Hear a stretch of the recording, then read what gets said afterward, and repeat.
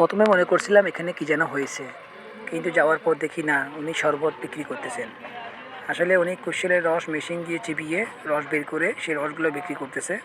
সেটা দেখার জন্য চারিদিকে মানুষ ওনাকে ঘিরে ধরছেন।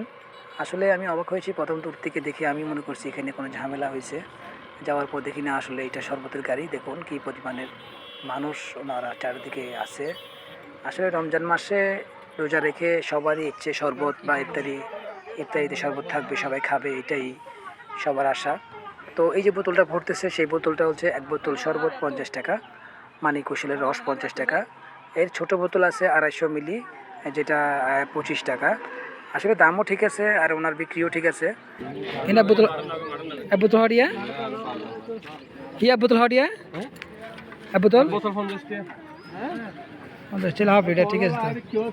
তো দেখতে থাকুন, এই যে দেখুন কি পরিমাণের মানুষ চারিদিকে ঘিরে আছে।